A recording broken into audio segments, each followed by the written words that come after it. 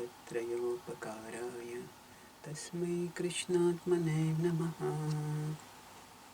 Hare Krishna. Welcome back to our Bhagavad Gita part of course of the Bhakti Shastri part. So now we are going to discuss the third chapter. In the last class we discussed about how the Vedic understanding of the universe being controlled by conscious beings, the Devatas, is not contradictory to the scientific understanding of the universe operating according to mechanisms. Mechanisms and persons are not contradictory but complementary. So, I would like to conclude that section by giving one more additional example to illustrate how both of them can be complementary.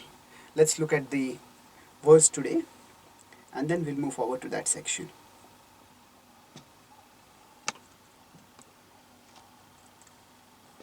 Yes. Annad bhavanti bhutani parjanyad anna sambhava yajnad bhavati parjanyo yajnah karma samudbhava. So, annad bhavanti bhutani. All living beings subsist on grains. And where do grains come from? The word anna can be used generically for all food or it can be used specifically for grains. Both are valid uses. Parjanyad anna sambhava. So grains come from rains. So Parjanya. Parjanya was also the name of the father of Nanda Maharaj. Parjanyad anna sambhava. So they were dependent on cows. Cows needed grass. So in that sense, the names related with nature are natural in such settings. Parjanyad anna sambhava. Yajnad bhavati parjanyo. So where does grains come from? Where do grains come? Grains come from yajna. And yajna karma samudbhava. Yajna comes from karma. This and the next verse are related. So we will discuss both together. Let's look at the next verse also. Karma brahmodbhavam vidhi brahmakshara samudbhavam tasmat sarvagatam brahma nityam yajne pratishthitam. So karma brahmodbhavam vidhi. So where does karma come from? Karma is prescribed in the Vedas. So here the word Brahma refers to Vedas. The word Brahma can have many meanings. So in 3.15 here it refers to the Vedas. So Brahma Akshara Samudbhavam. So Akshara refers to the Supreme Lord. That Lord is infallible. That Lord never falls. That Lord never deteriorates. So Akshara. So the Vedas come from the absolute truth, Akshara. Tasmat sarvagatam Brahma. Therefore, that all-pervading Brahma, Nityam Yajne Pratishthitam, is always situated in Yajna. So now this last part is something interesting which I will come to. But let's look at the cyclic sequence which precedes that. So we are currently looking at the second section of the Bhagavad Gita. First section was Karma Yoga is better for you as you are not qualified for Jnana Yoga. Second section was if you are not qualified even for Karma Yoga, then practice Karma Kanda. So we are discussing this section. So let's look here now. The cycle of sacrifice. So looking back at the two verses we just discussed. So Annad Bhavanti Bhutani. So Bhutani is here. How do where do living entities get their subsistence from? From Anna. And then Parjanyad Anna Sambhava. Rains produce grains. Yajnad Bhavati Parjanyo. Yajna produces rains. And then Karma Brahma. Then Yajna Karma Samudbhava. That Yajna comes from Karma. We'll discuss this causal connection a little later. But just let's look at a cycle. Karma Brahmodbhavam Vidhi. So Karma Brahmodbhavam Vidhi means that karma is told to us in Vedas. So now, the Krishna doesn't complete the cycle over here, but in the next verse, he uses the word evam pravartitam chakram. So the chakra is completed when the living entities come to know about the Vedas and live according to the Vedas. The cycle which Krishna describes is still over here, but how it gets concluded? when the living entities learn to live according to the Vedas, do their karma, and perform yajna. So yesterday we discussed about this point here, how yajna produces rains. Now, to understand this further, how the mechanistic explanation and the personalist explanation are not contradictory but complementary. The mechanist means means mechanical, based on mechanics. So there's mechanist explanation and there is personalist explanation. Personalist means there are persons who are in charge. So let's consider a billiards board. In billiards, there is a long rectangular table with holes at various corners, and there's a long stick which the players use, and they are meant to hit the balls with the sticks. And the goal of the game is that the ball should go into the holes. Now, if somebody had a top view of the billiards board using a camera, then within the billiards board, one will practically never see the players. All that one will see is the sticks. The stick is moving forward, the stick is hitting this bunch of balls, and this balls are moving in this direction, that ball goes into the hole. The stick hits this ball, that ball hits that ball, and that ball sends that ball into the hole, like that. So if we just looked at the billiards board itself, all that we would see is the interaction of sticks and balls. Now, if we apply the scientific mode of analysis to this, now the movement of all the balls along the surface of the billiards board will be according to the laws of mechanics. So, if a particular ball goes into a hole when a stick hits it, then we can find, oh, this stick hit it at this force, at this angle, and that's why this ball went into the hole. So as far as the laws of mechanics are concerned, they are valid.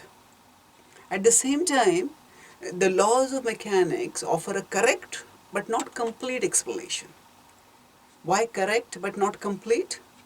Because the balls are going into the holes not just because they are being hit at a particular force, hit with a particular force by the players.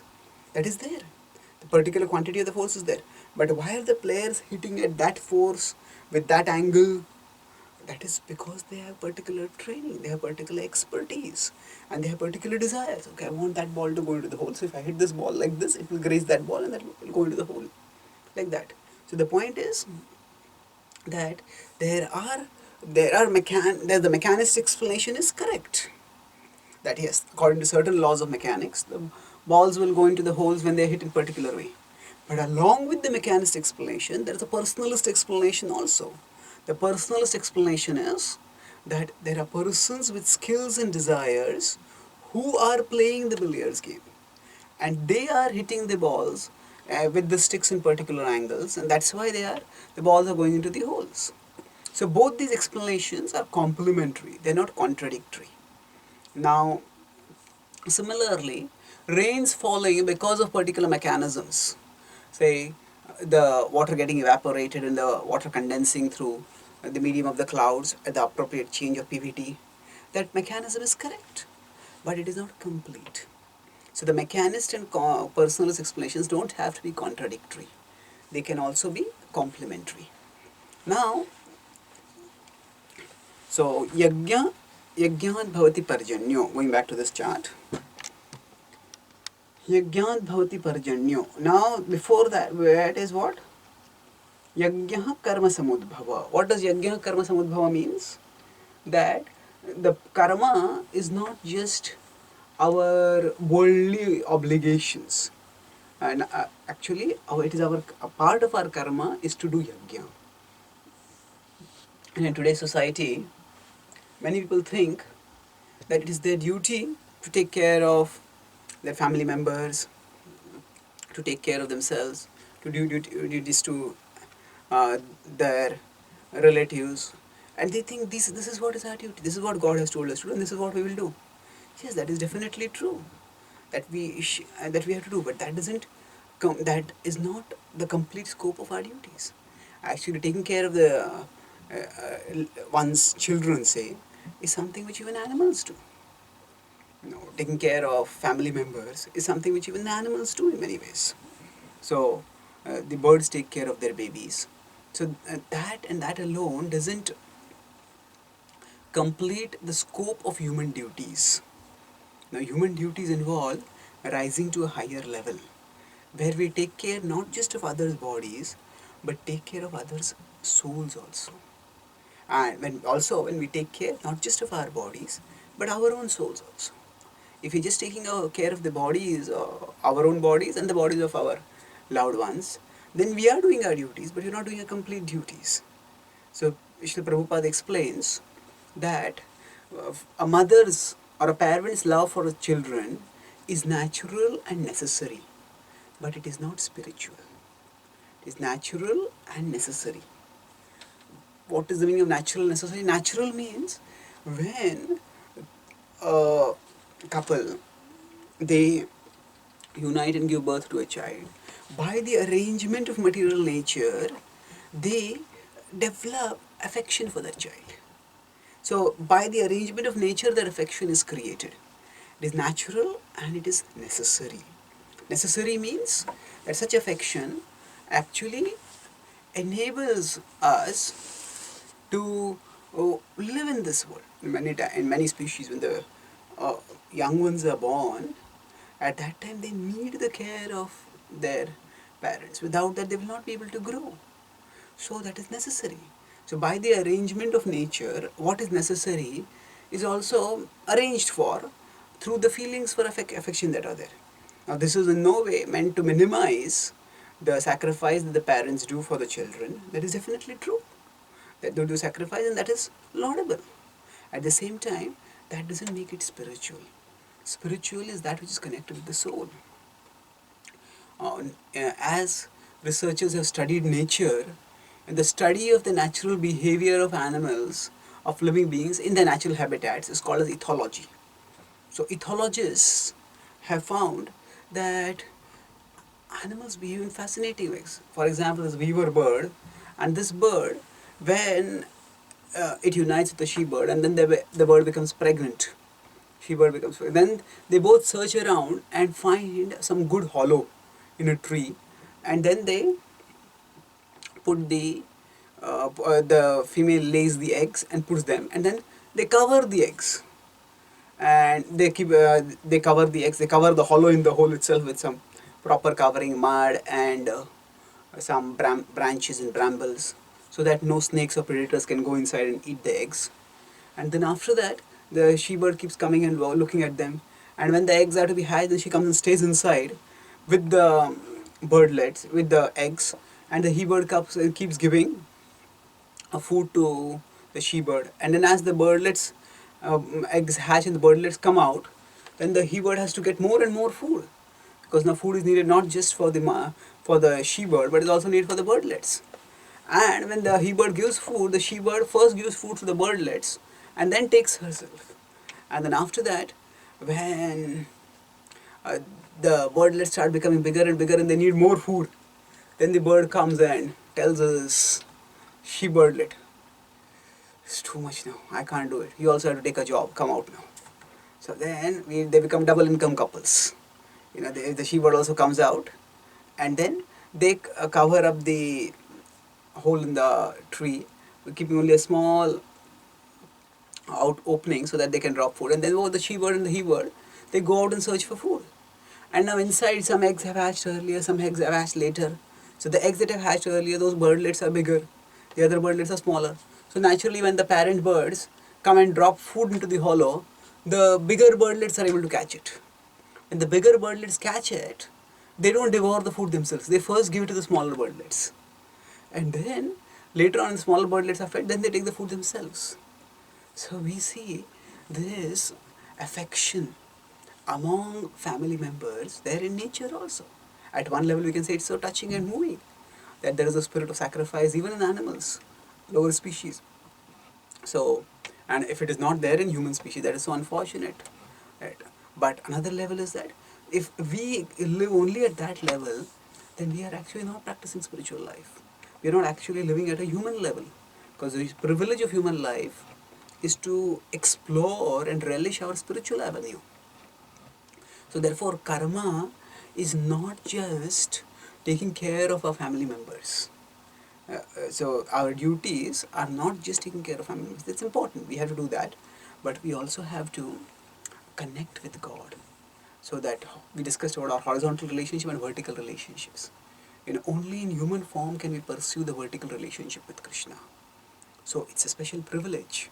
And the performance of yajna essentially is the opportunity is the means by which we can pursue the vertical relationship. So when we perform yajna, then yajna enables us to acknowledge the higher authority, centering ultimately on the Supreme Being, Krishna. So therefore, karma, yajna karma samudbhava. So samudbhava means born along with that, concomitant with that. So along with karma is yajna included. So we shouldn't think that when we go to a temple or we chant some holy names, we are doing some favor to God. Actually, I don't have to do it, but just to be a good person, I am doing it. It's a part of our duty as human beings to take care of our material as well as our spiritual side. So karma brahmodbhavam vidhi. That's why from where do we come to know about a karma? We come to know about a karma from Shastra. Therefore it says Brahma Aksharasam Karma Brahmodbhavam vidhi.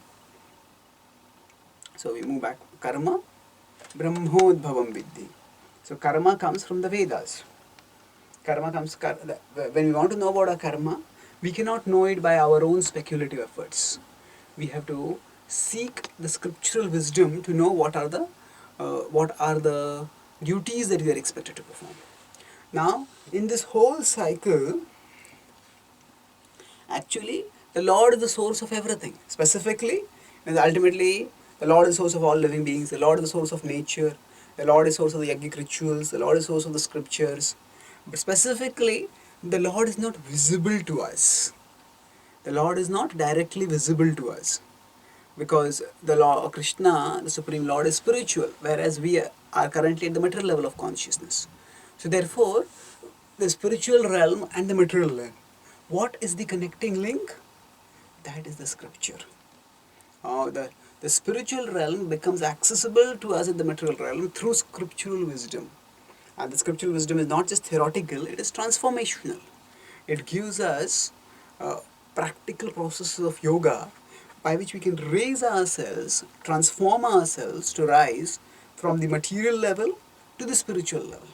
So that's why, although Krishna is the source of everything, in this context it is said that Brahma Akshara Samudbhavam, that the Brahma, the scriptures come from the Supreme Lord. Brahma Akshara Samudbhavam. So, by scriptural wisdom, the Lord becomes manifested. So now let's look at the last line on this verse. I said we'll come back to it. Tasmat sarvagatam brahma nityam yajne pratishtitam. So sarvagatam brahma means that Brahma is present everywhere. The absolute truth is there everywhere. Sarvagatam brahma.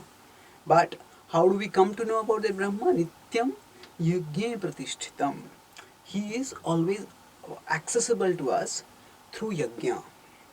Nityam yajna. So that means the human beings, they can access the absolute truth through the performance of yajna. Let's look back at the cycle once again. So here you see that Krishna, the Akshara, is the source and goal of everything. But how will he be accessible to us? He is not visible to us. So he has given the Vedas, and in the Vedas our prescribed duties are given, and the prescribed duties that connect us with Krishna, with him, is yajna. So therefore, by the means of yajna, we become connected with the absolute truth.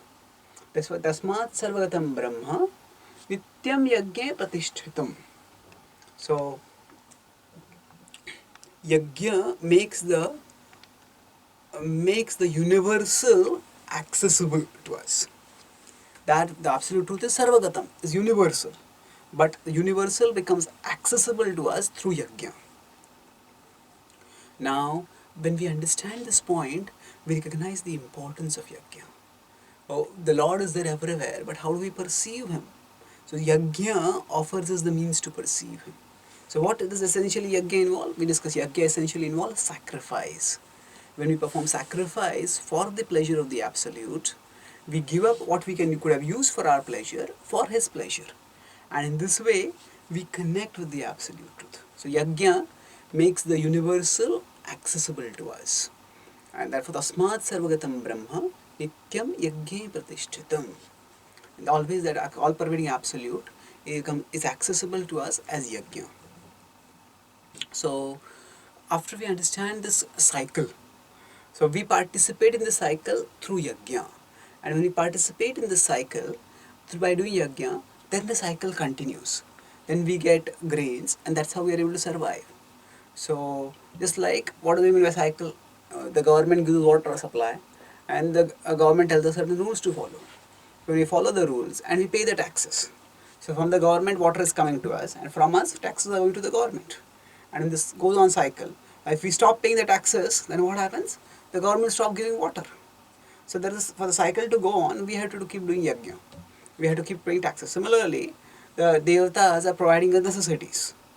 And when we do the yajnas, then the cycle keeps going on. So the looking at, so that means now this is we'll look back at this cycle. First, let's understand this simple cycle. There is the higher universal government, which involves devatas who are headed by the Supreme Lord. This is like the government, and we are the citizens. Especially human beings are expected to abide by the laws of God. Animals, they don't abide by the laws of the state. If there is a red signal and then a donkey is going along the signal, the donkey will just walk through the signal. And there is a young person on a motorcycle, and that person says, I also go. What's the right signal? Right signal goes through it. And immediately the policeman will blow the whistle and stop, stop, stop. And then you may give the ticket. You may give the ticket to him as a fine. He says, hey, but the donkey was walking through, you didn't fine him, why are you fining me? He says, because you're a bigger donkey. The donkey is not expected to follow rules. We are expected to follow rules. So, actually, the point here is that the donkey doesn't have the higher intelligence. We human beings have the higher intelligence. So, we are expected to perform yajna, and thereby we will get the necessities that we are ordained to get. That we are not ordained, that we need for our living, and the cosmic arrangement gives us if we maintain the cycle. So now, how is this simple cycle which Krishna has talked about? Devatas satisfying us and we satisfying the Devatas. How is this related with this particular cycle, more complex cycle which we see over here? Actually, it's the same continuation essentially, but we come to know the way we practically implement the cycle is the role of the Devatas is in ensuring that Parjanya is provided. And for us living beings, we need food. So in a sense, we could say that this part, Parjanya, this refers to how the Parjanya comes, that is the Devatas. And the whole remaining part from Bhutani to Yajna. From Bhutani, Vedas, Karma and Yajna. This is our part. So when we do these three things, we study the Vedas, understand our karma and do the yajna within that, then we are cooperating. And the Devatas, what do? They are in charge of the rains and they give the rains by which we get grains. So in this way, the cycle is maintained. Now Krishna tells in the next verse, what happens if one doesn't maintain that cycle? Before we go into that, let's look at Srila Prabhupada's purport quickly. So Prabhupada quotes, Prabhupada's essential point here is that the Devatas are not the Supreme Lord is supreme and Devatas are his parts. So he quotes from Baldev Vidyabhushan about how the Supreme Lord is Yajna Purusha and everybody is benefited by him. Everybody is, he's the supreme beneficiary, he's the Lord of the Devatas. So then Prabhupada says how when we take prasad, then we protect ourselves from the infection by material nature. So prasad is like a vaccine. So he says, one who does not do so, that means one who does not take prasad, continues to increase the volume of sinful reaction and thus prepares the next body to resemble hogs and dogs, to suffer the resultant reactions of all sins. And then Karma Brahmodbhavam Vikti, Prabhupada quotes in this purport from the Brihadaranyaka Upanishad. It's a famous verse. It says how uh, the scriptures come from the Lord. So here Prabhupada is quoting for this point. Brahma Akshara Samudbhavam. So the Brahma, the scriptures come from the absolute truth. So how do we understand this? He is quoting from the Asya Mahato Bhutasya Nishvasitam Etad Yadrigvedo Yajurveda Samavedo Atharva Angirasaha. So Asya Mahato Bhutasya Nishvasitam. So from the breathing of the great personality of Godhead, Mahato Bhutasya Nishvasitam. Nishvasitam means breathing. So from his breathing, the Vedas come out. So that means now Prabhupada quotes about Brahma Samhita, how the Lord can do anything. With any of his senses, he can do any of the activities. So even by his breathing, sound can come out. Now Krishna will tell about what will happen if we do not follow this cosmic cycle. Evam pravartitam chakram nanuvartayati hayaha aghayurindriya rama mogham partha sajivati. So evam pravartitam. Pravartitam means that which is established. So the cycle, the chakra that is established by the Vedas, na anuvartayati yaha anuvartayati means that which is followed, adopted. Na anuvartayati means not followed. Yaha, that person. That person is aghayur. That person's life is filled with agha. Agha means sin. Indriya ramo. And what is that person doing? Is trying to delight in the senses. Indriya ramo. And what happens to the life of such a person? Mogham partha sajivati. So mogha is waste. The word mogha will come again in the Bhagavad Gita on several occasions. Most famously it comes in 9.12. Waste. So mogham partha sajivati. Such a person's whole life goes in vain. So one who does not follow the cycle, such a person, the person's life is filled with sin. Lives for sense gratification, lives in vain. Now people generally have a definition of sin that is relative. So for example, there is sin and there is crime. So crime is that which is considered to be legally wrong, and sin is that which is considered to be religiously wrong, morally wrong. So when the scriptures are the governing laws, are the governing guidebooks for the state, then crime and sin will be the same, because the government will act according to the scriptures. But when the government is not acting according to scriptures, then crime and sin need not be the same. And when crime and sin are not the same, then often that which is a sin may not be considered to be a crime at all. For example, today in most countries, abortion has been legalized. So abortion is actually nothing but cold-blooded murder. And the tragedy is that there is a systematic program of disinformation. Disinformation means not giving proper information, by which people don't come to know that the whole process of abortion involves killing of a child. So when the prospective abortion, those who want to abort, they are shown pictures using sonography or the technology of how the child is in the womb and how the child may be killed, then they often change their mind. No, I cannot kill this is my child. So actually speaking, it is a sin. It is a grievous sin. But unfortunately, according to today's laws, it is not considered a sin at all. So Prabhupada especially considered cow slaughter and abortion to be grievous sins that current society is performing, and because of which there are tremendous karmic reactions coming up as consequences to this. So there are documentaries made like The Silent Scream and others which show how the child is killed. So there are various methods which abortion is performed, but in many cases, say there is a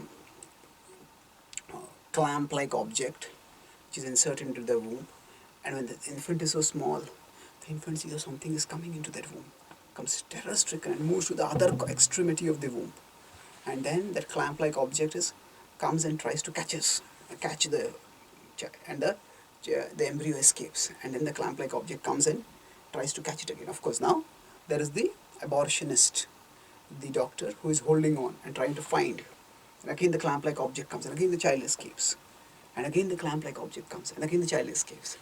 But it's a small space, and the child is small. The child ultimately doesn't have any energy. So then, finally, the clamp-like object catches the child. Usually, they catch the neck of the child, and then crush. The child's body is tender. The neck is crushed. The whole neck just crumbles. And then the clamp-like object often has some sharp parts, so by which, and the tiny hands will be there. The hands will be cut off. The legs will be cut off, and then they are all made into small parts because then they have to be brought out from the womb, and finally the head is crushed into small pieces and it's brought out. So actually, it's very ghastly. So when we see it, we understand it is so brutal. But what happens is, by today's laws, it is considered to be legal entirely. So of course, there are situations, for example, when the mother's life is in threat, it's a genuine threat, then abortion can be accepted because there is, if one person's life is a threat to another person's life, then the person can protect oneself. And there it's not so much killing as it is self-defense.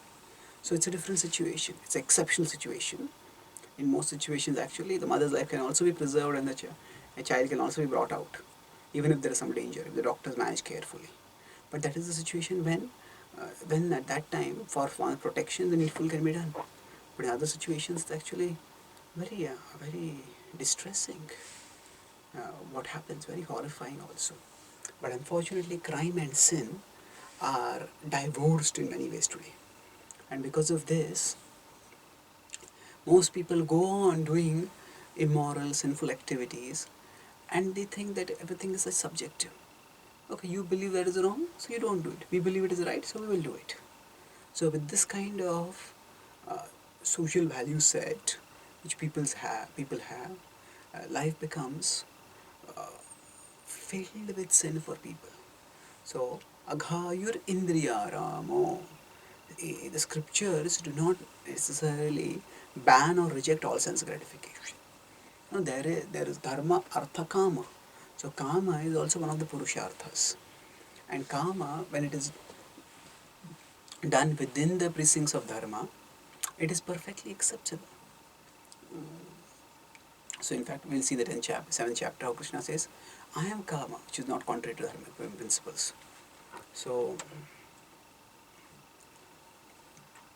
when we talk about this, the point here, important point is that Krishna is saying aghayur indriyaramo, so that when people engage in sense gratification without considering the scriptures, without considering the higher laws of God, then that is aghayur. That makes their life filled with sin. Aghayur indriyaramo. So today, people, they neglect the scriptures, they neglect the yajna, they neglect the performance of their duties to God, and then they seek enjoyment. That enjoyment, what happens? They want indriyaram. Now, if you see the previous verses, Krishna has said that whatever kamadhuk, he has used the word kamadhuk earlier. So whatever are desirable things that will be provided by nature. If we see the demigods, it's not that they have to all live like ascetics. Indra, there are apsaras in his court. Indra can also have sense gratification. And the asuras, they also want sense gratification. But the difference is, Vishnu Bhakta Smrito Deva Asurastad Viparyaya. Or Devatas seek sense gratification while following the laws of the absolute truth. Uh, the guidelines of the Supreme Lord. The Asuras defy those guidelines and seek enjoyment thereof. So therefore, there is a radical difference between the two. And that difference has to be bridged. So how do we bridge it? By not changing God's laws to bring them to in conformity with man's laws, but by elevating human understanding so that it is able to harmonize itself with divine revelation. Now, here Krishna says if one doesn't live like, if one just seeks enjoyment, indriya ram, one seeks sense and gratification without understanding and harmonizing with the will of the Lord, without doing yajna, then the person does so many sinful activities. And if the person does sinful activities, then what is the result? Mogham partha sajivati. The whole life is mogha. Mogha means it goes waste. Why does the life go waste? So, from the spiritual perspective, when a person doesn't seek the absolute truth, and the person simply continues on the cycle of birth and death. So, we saw in the Ishopanishad how such people are called as Ye ke chatmahano janaha. In the third mantra of Ishopanishad, we discussed about how these are the killers of the soul. The same point, Mogham partha sajivati. These people live in vain. They live in vain. Why do they live in vain? Because they don't know what is the ultimate goal of life, and they don't care to know, and they live in defiance and violation of the will of the Supreme Lord. So Prabhupada quotes in the purport the Mammonist philosophy. The Mammonist philosophy is work very hard and your sense gratification is condemned hearing. So we don't have to just, it's not that we can't enjoy, but there has to be harmonization with the will of God. So Prabhupada writes nicely, the yajna system is planned in such a way that the sensory conscious person may satisfy their desires without becoming entangled in the reaction of sense gratificatory work. So that means when there is dharma, artha, and then there is kama, then one doesn't get entangled so much. Gradually one will get purified and elevated and ultimately liberated. And then now within these yajnas, there are multiple yajnas which are done for different devatas. But ultimately, the Yajneshwar is Lord Vishnu.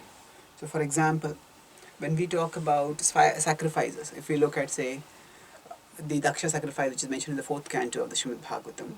So, when Sati comes, she sees that, oh, there are shares for all the devatas, but there is no share for my Lord, for Shiva. So, she feels enraged by that.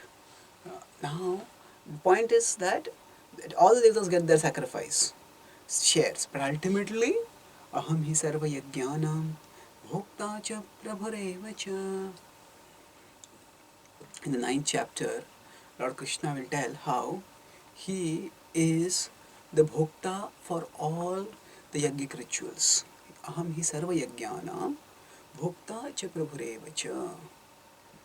So he is the bhokta, he is the ultimate goal for all the yajnas. So there we'll talk about yajna a little bit more, 9.23-24. He says about how he is the bhokta, and even when other gods are worshipped, ultimately it is he who is being worshipped. Yepi anya devata yajante shraddhayanvitaha tepi mameva kauntejante vidhipurvakam. That when the other devatas are worshipped, they are also I am only being worshipped, but I am being worshipped improperly over there. So the point is, all the yajnas are ultimately meant to help one to become God conscious. And if one doesn't become God conscious, that means Krishna conscious, then one doesn't fulfill the purpose of yajnas. So here, Krishna concludes. He gives instruction by contrasting. So first he has said that do yajna, then you will stay free from karmic bondage. Then he has said, the devata said, you satisfy the devata, they will satisfy you, will be satisfied. You will live happily in this way, and you will attain Shreya. That was 3.10, 11, 12. And now he is saying in 3.16, he is giving the alternative trajectory. If you don't do this, then what will happen? Aghayurindriyaramo mogham partha sajivati. And one will live in vain. So after describing this, now let's go to the next section of the Gita. So the next section is 17 to 24. Krishna is telling Arjuna, if you are qualified for Jnana Yoga, still practice Karma Yoga to set example. So now Krishna, so remember the spiral that we discussed? So Krishna is saying practice Karma Yoga. And he says if you are not practice Karma Yoga, if you are not qualified for Karma Yoga, then do Karma Kanda.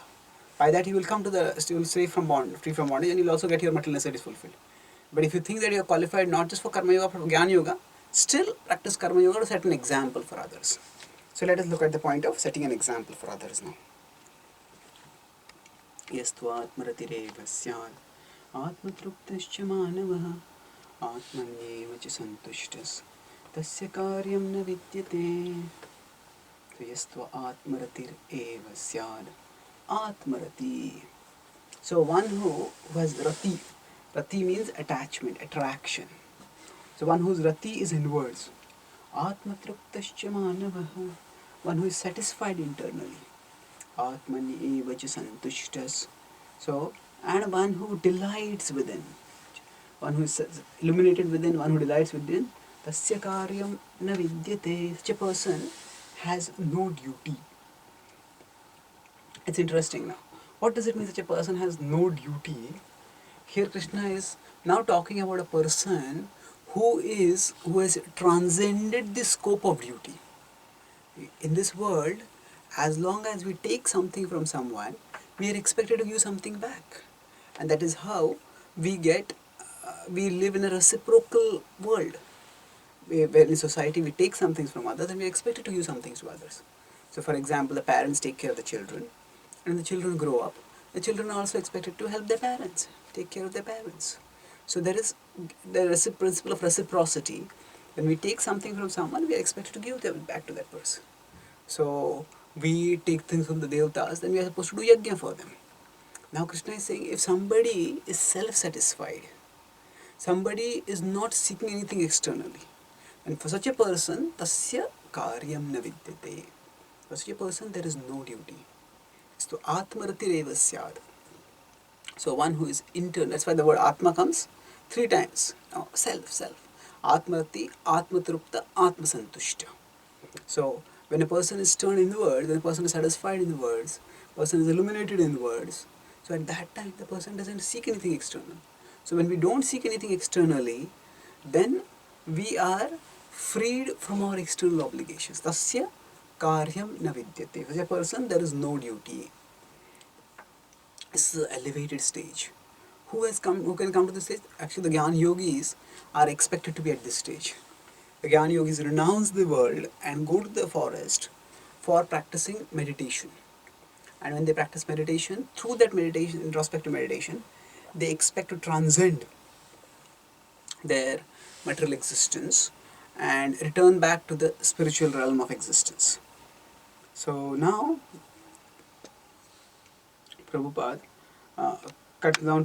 brings this down to practical level. He said that such a Krishna conscious person is no longer interested in material activities and no longer takes pleasure in material arrangements like wine, women, and similar infatuations. So the point is, one doesn't need anything material. Now Krishna says, yes, such a person doesn't need to do any duty, but now he will twist this argument and say, yeah, but there's no reason for him to not do the duty also. Naiva tasya krute nartho, na krute neha kaschana, na chasya sarva bhuteshu, kaschidartha vyapashrayaha. So naiva tasya kruten artho. For kruten artho, kruten means to do by the discharge of duty. Artha is purpose. Now that person has no purpose to fulfill by doing the duty. Naiva tasya kruten artho. But then na kruteneha kaschana. Akruteneha. But at the same time, that person has no reason to not do duty also. For that person is transcendental. So doing duty or not doing duty, both are equivalent. Why is that? Nachasya sarva bhuteshu. Such a person, for all living beings, kaschid arthavyapashrayaha. Arthavyapashrayaha. That person is not dependent on any other living being. Person doesn't take shelter of any other living being. So here, Krishna is talking about sarva bhuteshu vyapashraya. This is not referring to the absolute truth. See, here Krishna is not talking about bhakti. He is not introduced bhakti so much in this chapter. Although there is an indirect reference to the Supreme Lord in 3.9 by Yajna, work for the purpose of Yajna. But there is no direct reference to Mam till now in the 3rd chapter. So here, Sarva Bhuteshu doesn't include a Supreme Lord. Yes, all of us are ultimately dependent on the Supreme Lord, but here is talking about not the vertical interactions, the horizontal interactions. So because this person is self-satisfied, person is not taking anything from anyone, so therefore न कश्चित् सर्वभूतेषु न चास्य सर्वभूतेषु कश्चित् अर्थविपाश्रयः. So that person doesn't need anything from anyone, so that person therefore is not dependent on anyone. This is not a Brahmana. Now Brahmana is still a part of society. A Brahmana gives knowledge and takes charity.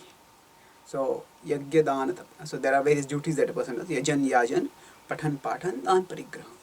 So the Brahmana does these activities and they are important. Yajan, yajan is performed, person performs yajna and then goes to the places and where the yajman, where the person who wants to do yajna wants him to do yajna, and he does the yajna also there. Pathan, pathan. Himself studies scripture, Brahmana studies scripture and they teach scripture also to others. And then dana, they do charity, and then parigraha, they accept charity also. So when the Brahmanas, normally they receive charity, but if they get a lot of charity, then they may give the charity back also. So generally in sacrifices, when big sacrifices are performed, when the king comes, for example, Dasharatha Maharaj performed the sacrifice. So at the end of the sacrifice, the Brahmana that are present, Dasharatha Maharaj expresses gratitude to him and he says, "Dad, you have come to my place and honored me by gracing this place and by performing the sacrifice. So as a charity, I give my whole kingdom to you." So now Dasharatha Maharaj is fully confident. The Brahmana is not interested in the kingdom. Otherwise, who will be ready to give kingdom like that? But actually, he is ready. And the king is sees that it's by the arrangement of the Lord that I have been given the kingdom, and I should use it in the Lord's service. So the Brahmana is seen as a representative of the Lord. So he gives the full kingdom. And what do the Brahmanas do? They say Vishwamitra and other rishis, whoever are there, they say, yes, we accept this gift, but we have no need for this kingdom, so we'll give it back to you. And you rule it according to the principles of dharma as given in the scriptures. So this is the way dana and parigraha happens. These are Brahmanas. So the point which I am making is, Krishna is not talking here about Brahmanas. Brahmanas are also within the fold of Varnashram, and they also have to do exchanges. So they do something for others and they get something for others. Here Krishna is talking about a renunciate, a person who is either a sannyasi or is entirely outside the sannyasis are almost outside the Varnashram fold. They are the topmost, but from the topmost they are moving further outwards. So the sannyasis are there, and they are practicing. So those who renounce the world and they practice jnana yoga, so they can attain liberation. So they are not taking anything from anyone. They don't need to give anything to anyone. So now Prabhupada explains. The Prabhupada is explaining all this from the devotional perspective, and he says that a devotee does not have to discharge any other obligations. A Krishna conscious person does not take shelter of any man or demigod. Whatever he does in Krishna conscious is sufficient in the discharge of the obligation. So this means that the Krishna conscious person there are horizontal obligations, there's vertical obligation. So if one is having no horizontal reciprocations, then one can just focus on the vertical and one can start interacting with the absolute truth. For a devotee knows the absolute truth is Krishna. The transcendentalists may not know the absolute truth is Krishna, then they will focus just on their conception of Brahman at that time.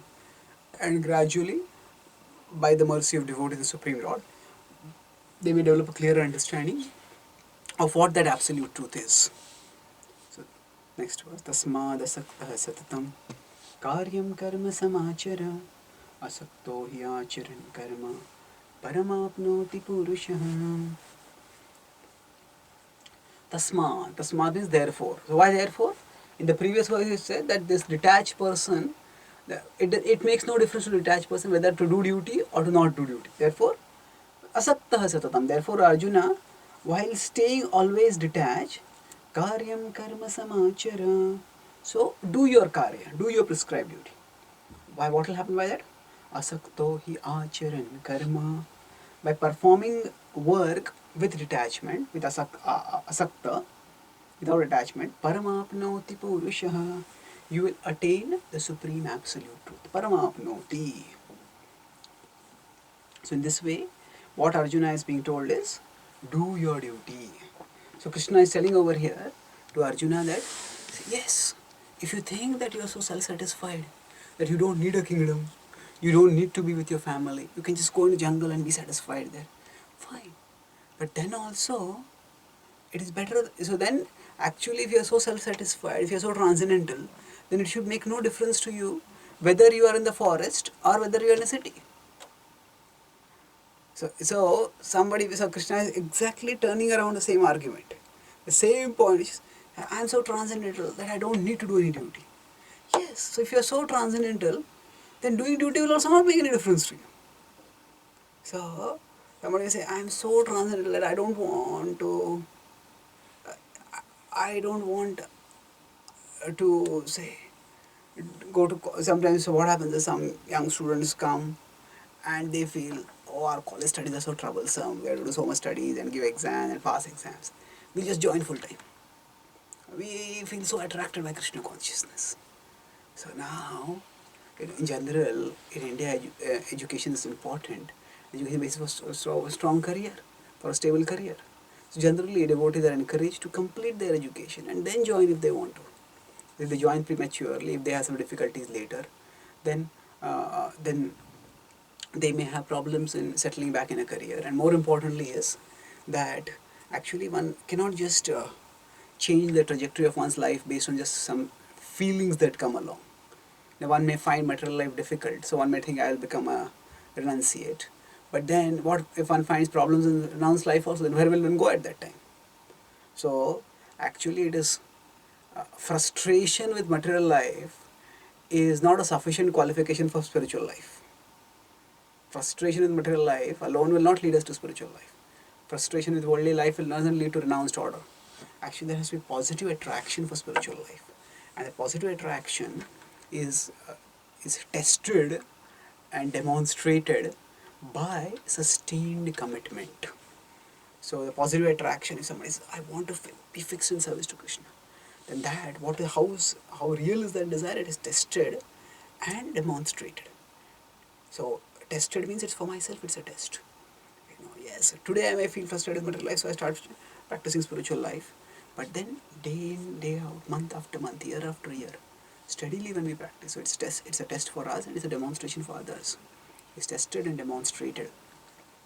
So when that is there, then one can, if one so desires, renounce the world and focus on spiritual life. But then the point is, so if somebody says, I'm so transcendental, I don't care for my studies.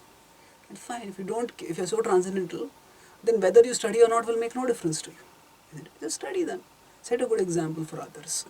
So actually, here Krishna is turning the argument around and saying to Arjuna that, yes, for that person who is so transcendental, the externals don't matter. So because the externals don't matter so much, so whether the person is in the forest or in the city, it will make not much difference. So better be in the society and act over there. So now in the next three, Arjuna Krishna will give, after this, examples. He will give the example of Janaka, then he's given his own example. And then he will again reiterate to Arjuna, you should act. But here he is giving a general principle which he will demonstrate in the next verse. Tasmat asaktah sadatam. Therefore, always being detached, stay detached, but do your work. Karyam karma samachara. Asakto hi acharan karma. So, if you act with attachment, then what will happen? Here, for the first time, Krishna is talking about Param apnoti purusha. You will attain the supreme destination. First time means he's using the word Param, and in a sense, he's referring to himself. It's not a direct reference. Who is the supreme? The supreme is Krishna. Krishna is not using Mam over here, but still, Param apnoti purusha. So one will attain the supreme. So Krishna is saying that just by doing one's duty, one can attain the supreme. And how should one do one's duty? Detachment. I say, but now Arjuna may get a question, but I have seen that most people, if they want liberation, then they renounce the world. So he says, no, there are examples of people who are in the world and they also attain liberation. So let's look at that now. कर्मणैव हि संसिद्धिम् आस्थिता जनकादयः लोकसंग्रहमेवापि सम्पश्यन् कर्तुमर्हसि. Karmanaiva hi samsiddhim. By performing karma itself, samsiddhi, perfection was attained. By whom? Astita was attained by Janak Adayah, by Maharaj Janaka and other persons like him. Loka sangraham evapi. Therefore, for the sake of Loka sangraha, Sampashyan kartum arhasi. Sampashyan means see systematically, consider. So Loka Sangraha is setting an example of others. Sangraha actually means accumulation or maintenance. So maintain the lokas. How are the lokas maintained? By proper example. So Loka Sangraham evapi sampashyan kartum. Therefore, considering that, you should act properly. So he's saying that in the past also there are many people who were liberated by doing their prescribed duties. So don't think that the prescribed duties cannot bring liberation. By doing one's prescribed duties also one can move forward, and as one keeps moving forward steadily, by performance of prescribed duties, eventually one becomes liberated. Eventually one attains liberation. So in this way, by telling Arjuna that it is not the activity that causes bondage, it is actually one's internal mentality. If one is detached, then one will not be bound. But if while being detached, one does one's duties, then one will be able to set a good example for others also. So you see, therefore, for Loka Sangraha, please do your duties. And from the next verse, Krishna will give his own example. And this is the first point, first place in the Bhagavad Gita, where Krishna will talk about his supreme position explicitly. Is hinted at it in 2.61, but here he will talk about a little more directly in 3.22 and 33.